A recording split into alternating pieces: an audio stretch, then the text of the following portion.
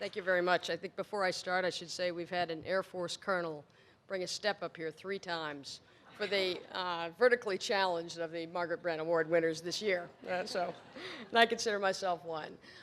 This is just overwhelming. I want to thank the ABA, the Commission on Women, excuse me, in the profession, and all of you who are here today.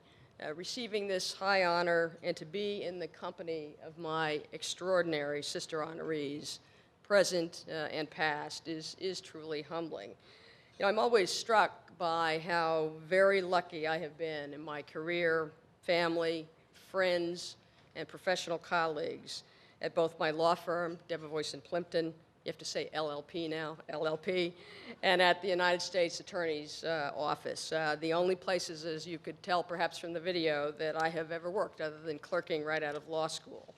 Both of those places are so high-minded and filled with exceptionally talented people. A number of them are here today, along with other good friends and colleagues. Among those from Debevoise is our presiding partner, Rick Evans, as well as my partner, Lorna Schofield, who is your chair-elect of the litigation section.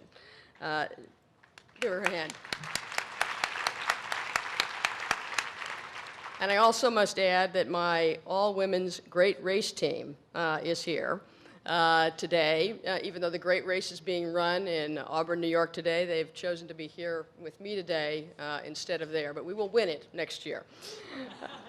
These are truly such special people, and I really do want to thank them for being here today and really for who they are.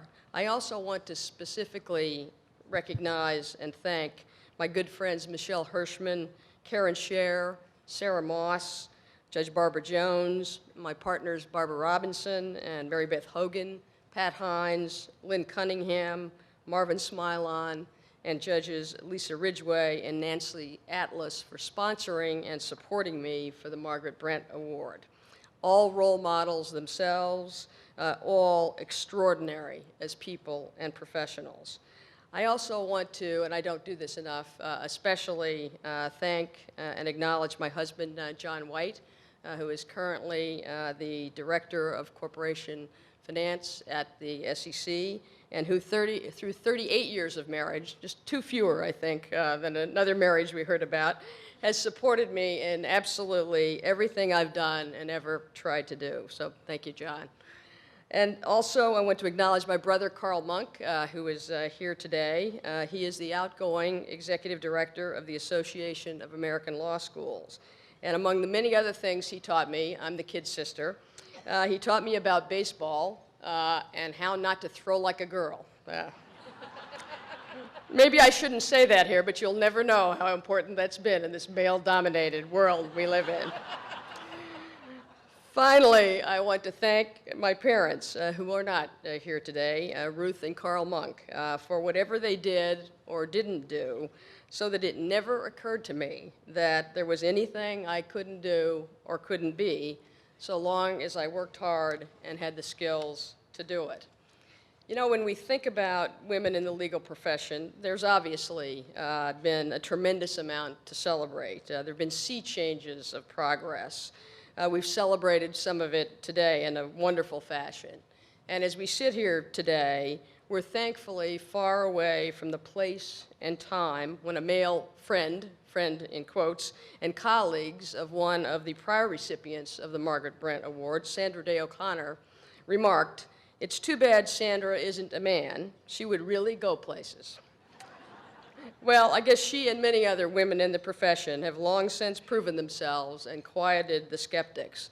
But as you've heard others say today, and as we all know, we must not forget, as we celebrate all of the many significant changes and achievements, that in many ways the hardest part remains, and that we all, men and women, share the responsibility to be proactive and unrelenting in tackling the more unspoken and subtle but persistent obstacles that remain before we can say that women have nearly achieved true equality in the legal profession. Law is a wonderful profession. Nearly everything in our lives is dependent upon or touched by law in one way or another. Lawyers can and should do great and good things. But law is also, I believe, one of the hardest professions. It is demanding, it is very often frustrating, and generally lasts for decades for each of us. It is extremely difficult to find space for family, friends, and other interests.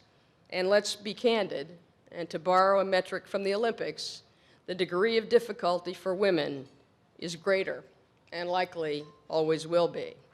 If we are to take seriously our ethical obligations as lawyers to assist in improving the legal system, we must all dedicate ourselves to strongly supporting women in the profession, those just entering it, those in the thick of it, and those who for one reason or another have left the law and need our encouragement and support to return to it.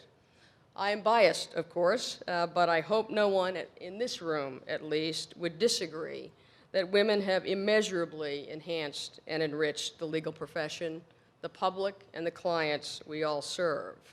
If those very positive things are to continue and grow, we have many, many more miles to go. Margaret Brent, the first woman lawyer centuries ago, had to do it nearly alone, and good it is that she persevered and succeeded. But going it alone and thinking that working toward complete equality for women in the legal profession is something only for women to do, or for this great commission to do, or for other great and supportive organizations to do, however critically important they are, just will not get us there. It is a universal and individual responsibility as we as a profession continually strive to make this world a better place. Thank you so much.